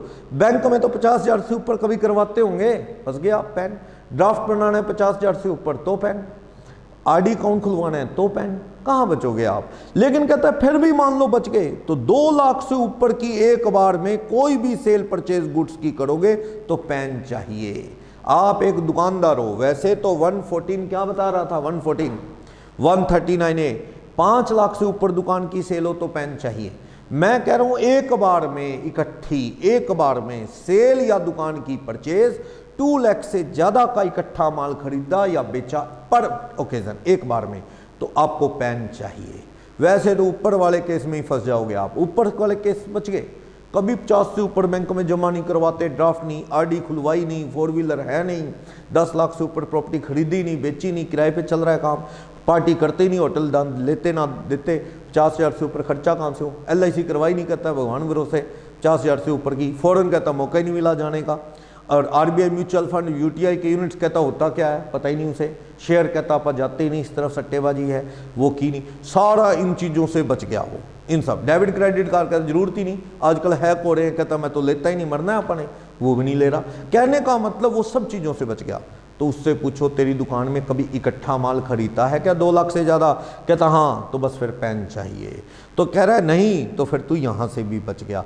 एक बार में इकट्ठा 2 लाख का बेचा किसी को या खरीदा कंपनी से 2 लाख से ज़्यादा, तो पैन चाहिए। और जो TDS की रिटर्नें भरनी है, जो लोग TDS काटते हैं ना, जैसे बैंक वाले, इंश्योरेंस कंपनी वाले या कोई और, मैंने कर्जे ले रखे हैं काफ़ी लोगों से, मान लो मैं भी क्या है TDS काटता हूँ लोगों का, तो मैं भी क्या है 10 नंबर लूंगा, पैन नंबर 10 नंबर लूंगा। जब मैं TDS की रिटर्न भरूंगा, हर 3 महीने में ना एक रिटर्न जाएगी 26Q, ऐसे 27Q, 24Q, तो उसमें भी मेरे को पैन नंबर अपना देना है कि मेरा पैन 10 भी देना होता है, पैन भी। ओके, डिडक्टी जो है जिसका डिडक्ट हो रहा है उसका पैन नंबर होता है, डिडक्टर पेयर को दोनों चाहिए, पैन भी और 10 भी। तो TDS रिटर्न में भी भरना है। कहता मान लो सारी सरकमस्टांसिस से बच गया, खुशकिस्मत है, ढूंढना ही पड़ेगा, बड़ी मुश्किल से मिलेगा ऐसा आदमी, सब चीज़ों से बच गया ऊपर वाली ट्रांजैक्शन से, फिर भी वो अपनी मर्जी से पैन लेना चाहे तो ले सकता है। उसे लगता है पैन आना चाहिए, पहचान है आज के टाइम में, ये भी कभी कार लेनी पड़ जाए मौके पे पैन ना हो, डीमैट अकाउंट खुलवाना पड़ जाए पैन ना हो, प्रॉपर्टी खरीदनी हो पैन ना हो, तो खुद से लेना चाहो आप ले सकते हो। और ऑफिसर एक्शन लेने के लिए जब चाहे देना चाहे, डिस्क्रिशनरी पावर है, वो दे भी सकता है बिना एप्लीकेशन के। ठीक, सेंट्रल गवर्नमेंट कुछ क्लास के लोगों को कह सकती इंपोर्टर एक्सपोर्टर जो टैक्स देने के लिए लायबल है, इनकम टैक्स नहीं कोई और टैक्स जैसे GST और वो, उन लोगों को भी पैन लेने के लिए क्या है, पैन चाहिए, GST नंबर ही नहीं मिलना बिना पैन के। चलो फिर बता रहा है इसमें 139(6) हर पर्सन को जो स्पेसिफाइड ट्रांजैक्शन कर रहा है पैन और आधार नंबर कोट करना चाहिए डॉक्यूमेंट्स में। जैसे आप कार ले रहे हो तो पैन भी आधार भी जाए, आप प्रॉपर्टी ले रहे हो 10 लाख से ऊपर तो आपका पैन नंबर आधार नंबर जाए, जरूरी है। पैन नंबर लो पहले, आधार लो। कहता है एड्रेस और कुछ भी चेंज तो इन्फॉर्म करना चाहिए। TDS डिडक्ट हो तो डिडक्टर को क्या है, पैन लेना चाहिए डिडक्टी का, अपना तो पैन और 10 दोनों होगा। ओके, माइनर के पेरेंट्स का गार्डियन का लग जाएगा, कोई चक्कर नहीं है। पैन जैसे FD माइनर के नाम है, TDS कट रहा है तो पेरेंट्स गार्डियन जो उसकी रिटर्न पे साइन करेंगे उनका पैन कोट कर दिया जाए, अगर माइनर को अलॉट अभी नहीं हुआ है, ज़्यादा छोटे बच्चे को नहीं अलॉट होता है। चलो, एग्जम्प्टेड पर्सन जिनको पैन कोट करने से एग्जम्प्ट कर दिया गया है वो कौन लोग हैं, जैसे कि नॉन रेजिडेंट। नॉन रेजिडेंट थोड़े दिन इंडिया आया, एक आधी ट्रांजैक्शन की तो उसे कह दिया गया कि चल छोड़ यार पैन जरूरत नहीं, तू जहां पैन जरूरी है उस ट्रांजैक्शन को कर भी रहा है तो उसकी जगह तू क्या दे दे, अपना पासपोर्ट का नंबर दे दे, चल जाएगा, पैन जरूरी नहीं। 2 सबसेक्शन सेक्शन 2 क्लोज 30 डेफिनेशन है, सेक्शन 2 क्लोज 30 कहता है एग्जाम पर ठहरो, इसमें नॉन रेजिडेंट को पैन देना होगा। एक लिस्ट है, अगर प्रॉपर्टी खरीद बेच रहा है, सिक्योरिटी खरीद बेच रहा है, म्यूचुअल फंड के यूनिट खरीद बेच रहा है इंडिया के अंदर, डिवेंचर खरीद बेच रहा है, मोटर व्हीकल खरीद बेच रहा है, कोई नया अकाउंट वो खुलवा रहा है, RD अकाउंट खुलवा रहा है, डीमैट अकाउंट खुलवा रहा है, 50,000 या 5 लाख वाला FD का रूल, उससे ज़्यादा अमाउंट जमा करवा रहा है FD में, इंश्योरेंस 50,000 से ज़्यादा दे रहा है एक्सेट्रा, तो उसके पास पैन होना चाहिए। यानी होटल में पार्टी कर ले 50,000 से ऊपर बिल, पैन की जरूरत नहीं।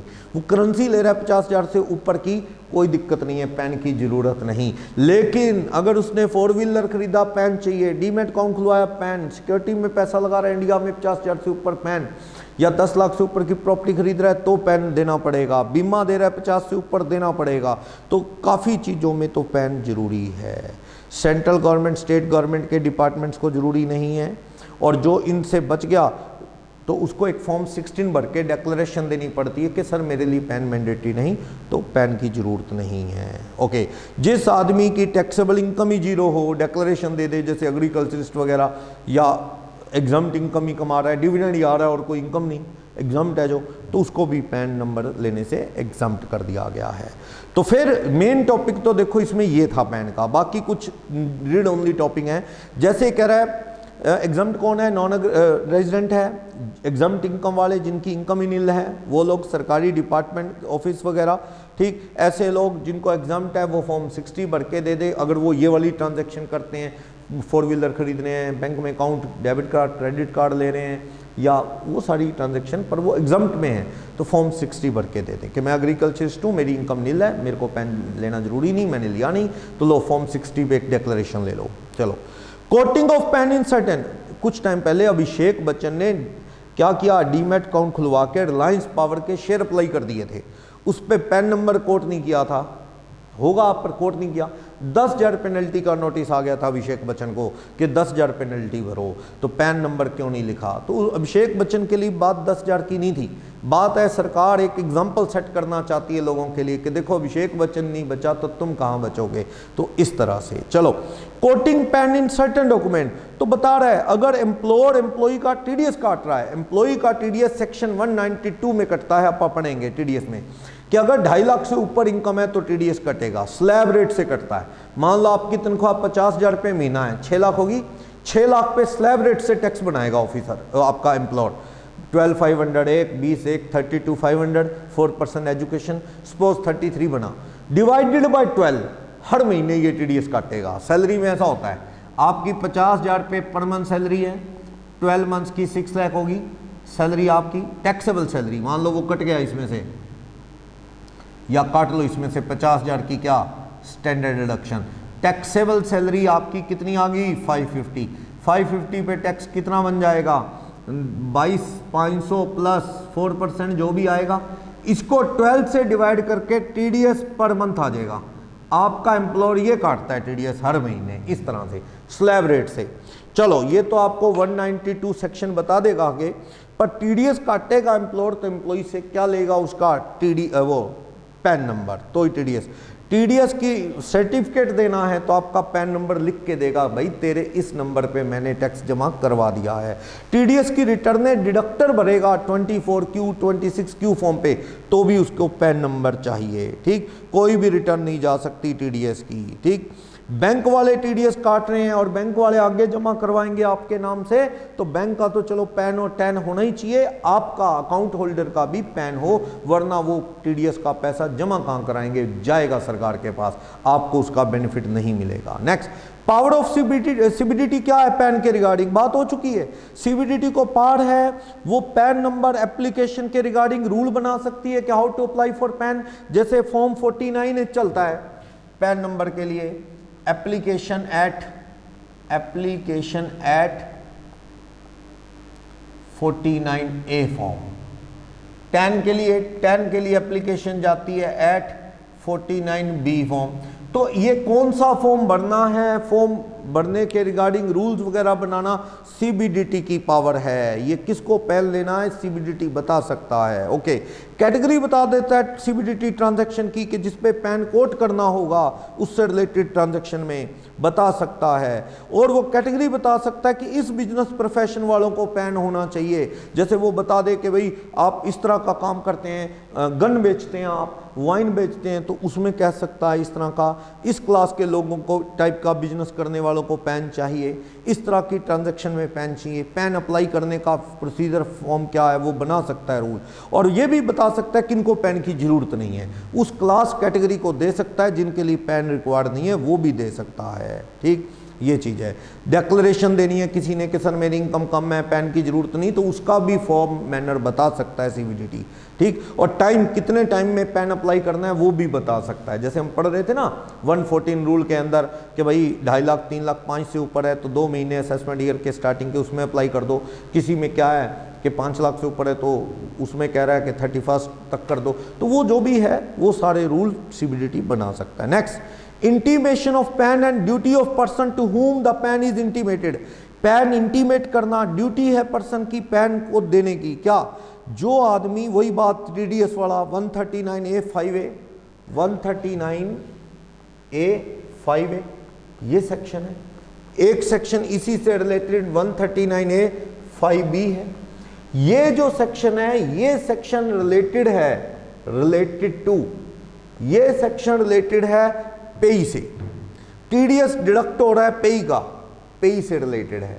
ये पेयर से रिलेटेड है। डिडक्टर, वो डिडक्टी कि जो टीडीएस काट रहा है वो 139A(5)(b कहता है कि सामने वाले का पैन नंबर लेके उस पे लिखे, और ये जिसका टीडीएस कट रहा है उसकी ड्यूटी है कि तू पैन नंबर दे ताकि सामने वाला तेरा पैन नंबर डाल के टीडीएस जमा करवाए। टीडीएस के चैप्टर में पढ़ेंगे, पैन ना दिया तो बहुत ज़्यादा टीडीएस कटता है 20%, और वो बेकार भी जाएगा, उसका फ्यूचर में एडजस्टमेंट नहीं होगा।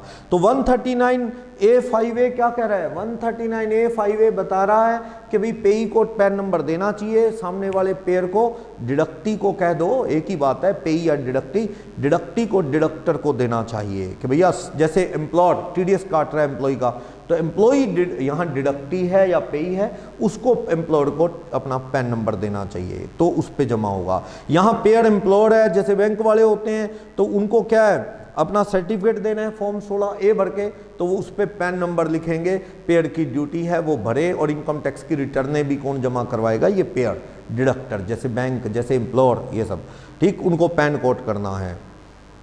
मान लो कोई ऐसा आदमी है जिसकी इनकम ही टैक्स चार्जेबल नहीं है, उसे पैन लेना अगर जरूरी नहीं तो बस चलो छोड़ो फिर। मान लो आप एग्रीकल्चरिस्ट हो, आपकी इनकम नील है, आप कहते हो मेरी टैक्सेबल ही नहीं, तो बैंक वाला आपसे पैन नंबर मांगेगा तो आप डिक्लेरेशन फॉर्म 60 भर देना, सर मेरे को पैन लेना जरूरी नहीं, तो क्यों मांग रहे हो पैन नंबर, मैं नहीं लेता, तो फिर वो सामने वाले की ड्यूटी नहीं है कि पैन नंबर लेके भरे, नहीं भरेगा वो।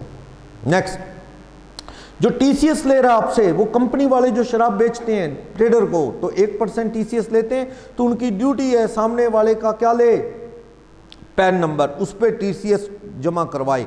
जो बिल काटेंगे ना वो उससे सेल का, उस पर भी पैन कोड कर देंगे, इसका पैन नंबर ये है, तो वो भरना चाहिए। टीसीएस की भी रिटर्नें भरेगा डिडक्टर, या जो चार्ज कर रहा है मैन्युफैक्चरर वाइन का, तो या व्हीकल बेचने वाला, एजेंसी वाला, उसको क्या है, टीसीएस की भी रिटर्नें भरनी है, जैसे टीडीएस की रिटर्नें भरता है डिडक्टर। ओके, उस पर भी पैन नंबर सामने वाले का, जो पेई है, जिसने पे किया है, उसका पैन नंबर बायर का भरना चाहिए। Duty of person entering into prescribe transaction, तो भाई जो वो ट्रांजैक्शन में इन्वॉल्व है, जैसे होटल वाले को बिल दे रहे हो आप 50,000 से ऊपर, तो पैन का रूल है, तो होटल वाले की ड्यूटी है इंश्योर करे कि पैन लिखा जाए, मांगे वो आपसे, आपको ये ना कहे कोई दिक्कत नहीं है मर्जी आपकी ना, उसको मांगना चाहिए, उसकी ड्यूटी है बिल के ऊपर पैन लिखे, नहीं देगा वो कल को जो सामने जिन्होंने फंक्शन किया तो पेनल्टी भुगतेंगे। आपकी ड्यूटी है इंफॉर्मेशन लो, पैन नंबर आधार नंबर भरो उस पर, ठीक है, पैन या आधार, आधार से भी ढूंढ लेंगे बंदा कौन है, तो आधार या पैन कोई भी एक चीज उस पर कोट जरूर करें, 139(6)(a) कहता है। Duty of person receiving document relating to transaction prescribe, होगी ये बात, वही डॉक्यूमेंट इन सब ट्रांजैक्शन जो जरूरी हैं उनसे रिलेटेड की बात कर रहा है, तो आपको उन ट्रांजैक्शन से रिलेटेड क्या है, रिपीटेड ही है ये, कोई दिक्कत नहीं है, वही चीज़ है 139(a)(6), वही 6 है, वही पैन नंबर चाहिए। ऑथेंटिकेशन भी करो आप। ऑथेंटिकेशन क्या है कि जैसे मान लो वही बात है कि कोई डॉक्यूमेंट है तो वही OTP के थ्रू वेरिफिकेशन आधार की, या फिर वो ना उन्होंने क्या रख रखा होता है, आधार झूठा ही बता के भाग गया कोई, तो उसको क्या है वहाँ पे वो थंब इम्प्रेशन लेते हैं, उसको स्कैनर बायोमेट्रिक के लिए रखा होता है, जो आधार नंबर बताते ही वो स्कैन करता है, वेरीफाई कर लेता है भी हाँ वो भाई ये बंदा वही है।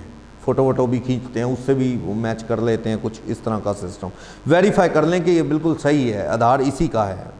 सिम लेते हो तो आधार से वो वेरीफाई करते हैं ना, यस, तो वैसे ही एड्रेस चेंज कुछ भी इन्फॉर्म करना है।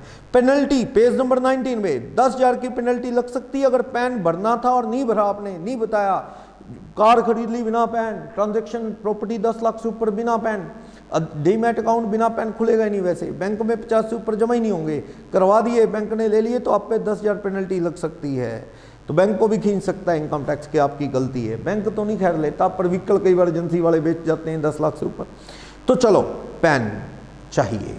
2 लाख से ऊपर सेल, आप 2 लाख से ऊपर कैश सेल करके देखो, कैश सेल करोगे तो पंगा पड़ता है। 2 लाख रुपए से ऊपर आप कोई कार खरीद के देख लो, कैश 5 लाख की है तो लोग क्या करते हैं 2 लाख कैश दे देते हैं, 3 लाख चेक, क्योंकि 2 लाख से ऊपर कैश कोई सेल नहीं हो सकती, तो वो जरूरी बंद कर दी है सरकार ने, तो वो किसके थ्रू होगी, चेक के थ्रू 2 लाख से ऊपर। वैसे कोई भी 2 लाख से ऊपर सेल जैसे मर्जी करे या परचेज करे तो उसके पास क्या होना चाहिए, pan. Specified transaction rule 114B उसमें पढ़ के आए यहाँ पर।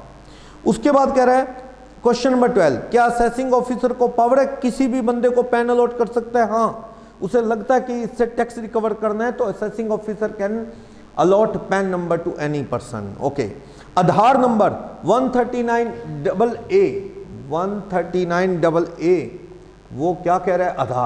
आधार नंबर आपको पता है UDIN, आधार मतलब UDIN, आधार नंबर 2017 जुलाई 17 से 1 जुलाई फ्रॉम 1 जुलाई 2017 सारी इनकम टैक्स रिटर्न्स के ऊपर क्या है? आपका आधार नंबर लिखा जाना चाहिए। और पैन अप्लाई करना है, पैन एप्लीकेशन फॉर्म जो जाएगा यानी कि फॉर्म 49A उस पे भी आपका आधार नंबर जाएगा। ये तो वो लोग हैं जो पुराने पैन अलॉटेड हैं, तो तब आधार नंबर उनका गया ही नहीं उस वक्त, तो वो क्या अब उनको देना है, डिपार्टमेंट को लिंक करना है। तो नया एप्लीकेशन फॉर्म जाएगा तो आधार साथ में जाता है, रिटर्नें भरनी है तो साथ में आधार भी जाता है पैन नंबर के साथ। जनरली लिंक कर लो पैन आधार, एक चीज भी क्या है, दोनों कनेक्टेड है, कोई चक्कर नहीं, एक चीज भी इंटरचेंजेबली यूज होती है। ओके, कोटिंग एनरोलमेंट आईडी, कई बार क्या होता है कि आपने आधार नंबर अप्लाई कर रखा है, किसी वजह से लेट हो गया, आया नहीं, तो आप जहां आधार लिखना है वहां पे आधार की जगह एनरोलमेंट आईडी भर दो। जब आधार नंबर के लिए जाते हो आप रजिस्ट्रेशन के लिए तो वो एक स्लिप देते हैं एनरोलमेंट आईडी, वो एनरोलमेंट आईडी का नंबर एक्नॉलेजमेंट नंबर लिख दो आधार अगर नहीं आया तो। ओके, इंटीमेटिंग आधार नंबर टू अथॉरिटी जरूरी है। 1/4/17 से रूल आ गया है कि भैया पैन नंबर के साथ आप अपना आधार नंबर भी लिंक करो, ऑफिसर्स को बताओ, जरूरी है। आधार ना इन्फॉर्म करने पे, लिंक ना करने पे आपका पैन नंबर क्या हो सकता है? बेकार हो सकता है, इनऑपरेटिव। लेकिन मैंने क्या बताया, लास्ट डेट तो जून 20 थी, 1 जुलाई 20 से लिंक ना किया आधार पैन के साथ तो बेकार पैन नंबर, लेकिन ये डेट 31 मार्च 21 तक एक्सटेंड हो गई है, अभी चल रहा है बिना इसके। तो बता रहा है एक्सक्लूजन 139AA की, shall not apply to such person और क्लास ऑफ पर्सन जिनको सेंट्रल गवर्नमेंट ने नोटिफाई कर दिया कि इनको नहीं चाहिए आधार नंबर।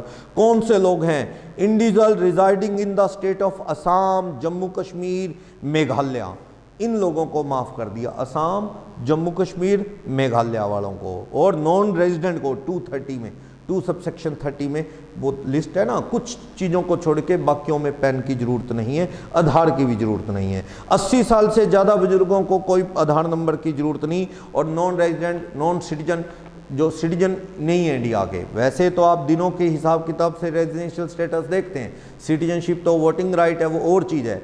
सिटीजनशिप तो कई बार नॉन रेजिडेंट है इनकम टैक्स से, उसको भी मिल जाती है। ड्यूल सिटीजनशिप भी है कि आप 2 देशों के सिटीजन बन जाओ, वो सिटीजनशिप का रूल कॉन्स्टिट्यूशन के अकॉर्डिंग अलग है। इंडिया में पैदा हुआ तो सिटीजनशिप ले सकता है, चाहे इंडिया में ना भी रहता हो, बड़े कुछ रूल हैं ऐसे। तो जो सिटीजन नहीं है इंडिया का, उसे आधार की जरूरत नहीं। जो 80 साल से ज़्यादा है उनको ज़रूरत नहीं और आधार की। जम्मू कश्मीर, मेघालय, असम वालों को भी क्या है, बिना आप आधार नंबर के अपना इनकम टैक्स का काम करते रहो। 80 साल वाले को भी कहो भरो पैन के साथ रिटर्न, आधार की जरूरत नहीं है। नॉन रेजिडेंट को, नॉन सिटीजन को नहीं। Interchangeability of PAN and Aadhaar, next पे दोनों आपस में इंटरचेंज हो सकते हैं, कोई दिक्कत नहीं। आधार और पैन एक दूसरे की जगह यूज हो सकते हैं। कोई अगर लिंक हो गया तो पैन लिख दो तो पता लग जाएगा, आधार आपका आधार भर दो तो पैन, कोई चक्कर नहीं है, इंटरचेंजेबली यूज हो सकते हैं। कुछ लोगों को तो सरकार ने कह दिया है कि till the application of pan नहीं है तब तक आधार नंबर दे दो, वो भी चलेगा। ओके, अगर किसी वजह से अलॉट नहीं हो पाया है पैन तो आधार नंबर से भी एक बार काम चल जाएगा। तो इस तरह से ये सारा कुछ बताता है। इसके बाद टैक्स रिटर्न प्रिपेयर का टॉपिक शुरू हो जाएगा। किनको इनकम टैक्स की रिटर्नें भरनी जरूरी हैं उसकी बात कर रहा है, उससे रिलेटेड। और रिटर्न पे साइन कौन करेगा उसकी बातें कर रहा है। सीबीडीटी कुछ लोगों को रिटर्न भरने से भी माफ़ कर सकता है, टैक्स रिटर्न प्रिपेयर का भी रूल है। तो अपन नेक्स्ट क्लास में इसे कंटिन्यू करते हैं। फिलहाल आप सेकंड पार्ट में ये पढ़ ले, नेक्स्ट कल ख़त्म कर देंगे अपन। नेक्स्ट क्लास जो होगी उसमें ये टॉपिक हमारा कंक्लूड हो जाएगा। Okay, thank you very much.